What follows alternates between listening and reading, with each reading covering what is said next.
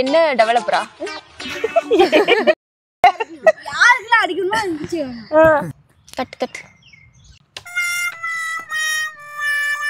இந்த மிஸ்ஸஸ் மறந்து வச்சு பில்டப் பண்றணும், பீலா வரணும், அது முக்கியம் இல்ல. நம்ம எது பண்ணாலும் இந்த உலகம் நம்மள உடனே உத்து பார்க்கணும். இங்க படுத்துற நிமிஷம்னால தாங்க முடியலையே. Hi, this is Soumya. இவங்க வந்து மிஸ்ஸஸ் அபிராமி சதீஷ்குமார்.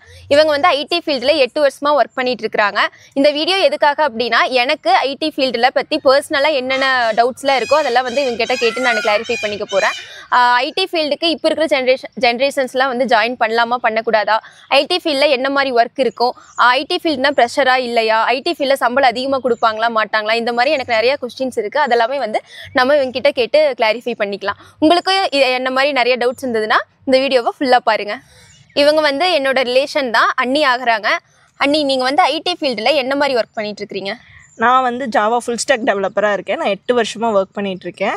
ஸோ இப்போ நான் ஒர்க் பண்ணுற டொமைன் வந்து பிஎஃப்எஸ் அப்படின்னு சொல்லுவோம், பேங்கிங் அண்ட் ஃபினான்ஷியல் செக்டார். ஓகேவா? இதுக்கு முன்னாடி பார்த்தீங்கன்னா நான் ஒரு 3 இயர்ஸ் வந்து கார்கோ டொமைனில் ஒர்க் பண்ணேன், ஏர்லைன் கார்கோவில். அதுக்கப்புறம் ஃபுல்லாகவே நான் பிஎஃப்எஸ் டொமைனில் தான் ஒர்க் பண்ணிகிட்ருக்கேன். ஸோ பேசிக்காக இது என்ன ஒர்க் அப்படின்னா, ஃபார் எக்ஸாம்பிள் நம்ம இப்போ நிறைய பேங்கிங் இது நெட் பேங்கிங் இதெல்லாம் பண்ணுறோம் இல்லையா, அதோட பேஜஸ் எல்லாம் இருக்கு இல்லையா, அந்த அப்ளிகேஷன் டெவலப் பண்ணுறது தான் எங்களோட வேலை.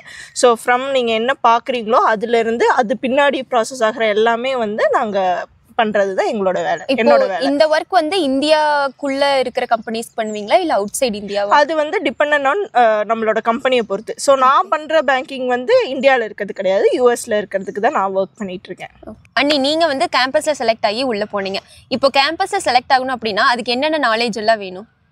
இப்போ பேசிக்காக வந்து கம்யூனிகேஷன் தான் எல்லாருமே ஃபர்ஸ்ட் பார்ப்பாங்க.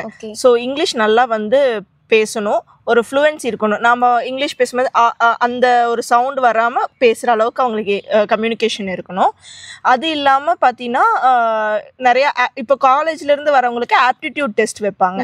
ஸோ ஆப்டிடியூட்னா நம்ம பேசிக் நம்ம வந்து சின்ன வயசில் படித்த நம்ம கவர்மெண்ட் எக்ஸாமுக்கெல்லாம் ப்ரிப்பேர் பண்ணுறோம்ல, அந்த ஆப்டிடியூட் தான். ஸோ மேக்ஸு, அதுக்கப்புறம் வேர்பல் இருக்கும். ஸோ வேர்பல் பார்க்கணும். அது இல்லாமல் லாஜிக்கல் ரீசனிங்லாம் இருக்கும், அதெல்லாம் கொஞ்சம் அவங்க ப்ரிப்பேர் பண்ணிக்கணும். அப்புறம் டெக்னிக்கலாக இப்போது C++, ஜாவா இது மட்டும் தான் பேசிக்காக வந்து காலேஜ்லேருந்து வரவங்களுக்கு எதிர்பார்ப்பாங்க. அதோட பேசிக்ஸ் மட்டும் கற்றுக்கணும். இப்போ 3rd இயர், இப்போ காலேஜோட ஃபைனல் இயர் படிக்கும் போதே அதுக்குன்னு ஏதாவது கோர்ஸ் பண்ணலாமா?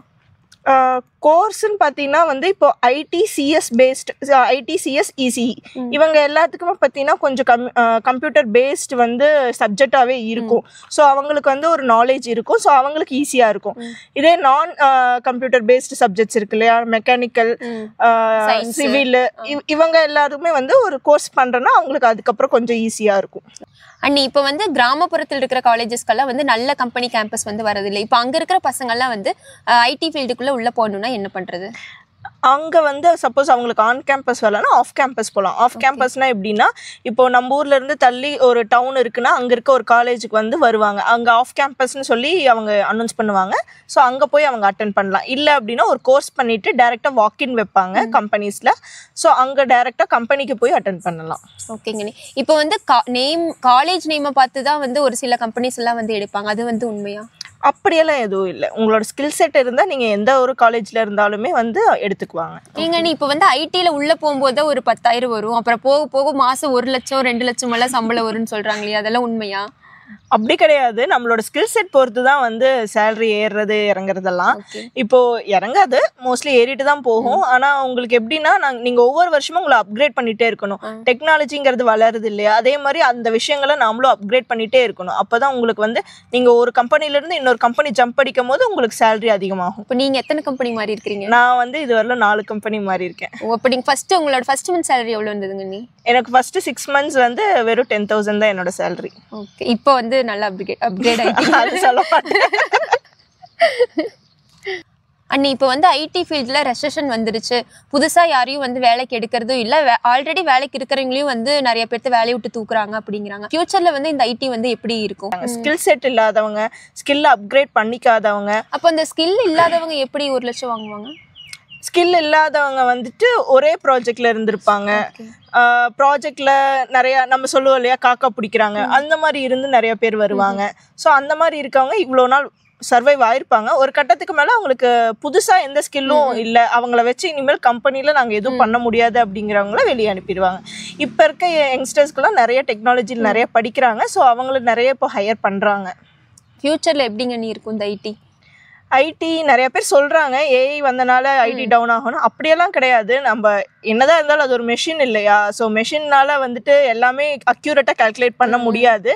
ஸோ ரொம்ப டவுன் ஆகாது. பட் அதுக்கேற்ற மாதிரி நாமளும் அப்கிரேட் பண்ணிக்கணும் நம்மள. அண்ணி இப்போ வந்து ஐடியில் இருக்கிறவங்கெல்லாம் ஹைஃபையாக ஜாலியாக இருக்கிறேன்னு சொல்லிட்டு இருக்கிறாங்க. இப்போ அண்ணாவும் ஐடியில் இருக்கிறாங்க, நீங்களும் ஐடியில் இருக்கிறீங்க, பாப்பாவும் இருக்கிறா. இப்போ வந்து நீங்கள் ஒர்க்கிங் உமனா ஐடியும் வேலைக்கும் போயிட்டு ஃபேமிலியையும் வந்து மேனேஜ் பண்ண முடியுதா? ப்ரெஷராக இருக்கா இல்லை அது எப்படி? ஒர்க்கிங் விமனாக பார்த்தா வந்து மேரேஜ்க்கு முன்னாடி வந்து நம்ம தனியாக இருக்கோம். ஸோ வெறும் ஒர்க் போகிறோம் வரோம் அந்த மாதிரி இருக்கும். ஸோ ஒரு ஃபேமிலின்னு ஆனதுக்கப்புறம் வந்து ஒரு பார்ட்னரோட சப்போர்ட் கண்டிப்பாக இருக்கணும். பார்ட்னர் சப்போர்ட் இருந்தால் நம்மளால் ஒர்க் லைஃப் பேலன்ஸ் பண்ண முடியும். இப்போ நம்ம வீட்லேயே பார்த்தேன் அப்படின்னா நான் காலையில் எல்லா ஒர்க்கும் பண்ணிவிட்டு ஆஃபீஸ் போயிடுவேன். உங்கள் அண்ணா சீக்கிரம் வந்துடுவாங்க. ஸோ ஈவினிங் அண்ணா தான் பார்த்துக்குவாங்க. எனக்கு 9 o'clock ஆகும் ஒர்க் முடியறதுக்கு. ஸோ அண்ணா பாப்பாவை பார்த்துக்குவாங்க. ஸோ அத்தையும் இருக்காங்க ஹெல்ப் பண்ணுறதுக்கு. ஸோ ஃபேமிலி நல்லா அமைஞ்சிருச்சுன்னா நம்மளால் ஒர்க் லைஃப் பேலன்ஸ் பண்ண முடியும். இப்போ ப்ரெஷர் ஐடினாவே ப்ரெஷராக இருக்குது, இல்லை பிஸ்னஸ் ஆரம்பிக்கணும்னு சொல்கிறாங்கல்ல. ஆனால் வந்து 1 லட்சம் 2 லட்சம் மாதம் சம்பளம் வருதுன்னு சொல்கிறாங்க. அப்புறம் ஏன் பிஸ்னஸ் ஆரம்பிக்கணும்னு சொல்கிறாங்க? இல்லை, ஐடியில் வந்து நமக்கு வெளிப்படையாக பார்க்கும்போது இவ்வளோ சேலரி வருது, லைஃப் ஸ்டைல் நல்லாயிருக்கு, உள்ளேயே காஃபி இருக்கும், கெஃபே இருக்கும்னு சொல்கிறாங்க. அதெல்லாம் எல்லா பக்கம் இருக்கும், செலிப்ரேஷன்ஸ் இருக்கும், அதெல்லாம் இருக்கும். பட் ஒர்க்குன்னு வந்துருச்சு அப்படின்னா உனக்கு வந்துட்டு நானுமே மேரேஜ்க்கு முன்னாடி 24 hours கூட ஒர்க் பண்ணியிருக்கேன். ஸோ உனக்கு அந்த ப்ரெஷரை ஹேண்டில் பண்ண தெரியணும். ஹேண்டில் பண்ண தெரியாதவங்கனால சர்வைவ் பண்ணுறது ஐடியில் கஷ்டம்தான். ஸோ அது ஹேண்டில் பண்ண தெரிஞ்சிச்சுன்னா ஐடி நல்லாயிருக்கும். இல்லை அப்படிங்க முடியாதவங்க பிஸ்னஸ் சைட் போகிறது. பிஸ்னஸ் ஏன் போகிறாங்க அப்படின்னா அவங்களால வந்துட்டு இது வந்து பெர்மனன்ட் ஒர்க் அப்படின்னு சொல்லி யாருனாலையும் பார்க்க முடியாது. எப்போ வேணாலும் அவங்க வெளியே எடுப்பாங்க இல்லையா? அதுக்காக தான் ஒரு பிஸ்னஸ், ஒரு சப்போர்ட்டிவாக ஒரு பிஸ்னஸ் இருந்தால் நல்லாயிருக்கும் அப்படின்னு சொல்லி எல்லாரும் யோசிக்கிறாங்க. ஓகேங்க அண்ணி. இப்போ வந்து காலேஜ் முடிச்சுட்டு 5 வருஷமா வேற வேலைக்கு போயிட்டு இருக்கிறாங்க. அந்த வேலையை விட்டுட்டு இப்போ ஐடிக்குள்ளே வரணும் அப்படின்னா அவங்களால வர முடியுமா? முடியாது. இப்போ காலேஜ் முடிச்சுட்டு 2 வருஷம் நீங்கள் வேறு இதில் ஒர்க் பண்ணிட்டு இருக்கீங்க அப்படின்னா அந்த 2 வருஷத்துக்கு அப்புறம் ட்ரை பண்ணிங்கன்னா வரும். ஐடியில் வந்து எப்படின்னா உங்களோட காலேஜ் பாஸ்ட் அவுட் வந்து இவ்வளோ டேட்ஸ்குள்ளே இருக்கணும். ஸோ உங்களோட ஒரு 2 வருஷம் வரையிலும் அவங்க எடுத்துக்குவாங்க.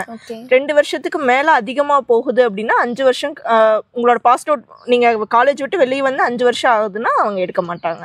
ஓகேங்க. நீ கடைசியாக ஒரே ஒரு கொஸ்டின், ஐடி வேலை பார்க்கலாமா பார்க்கக்கூடாதா, போகலாமா போகக்கூடாதா, இல்லை ஐடி விட பெட்டரான ஜாப்புக்கு போகலாமா?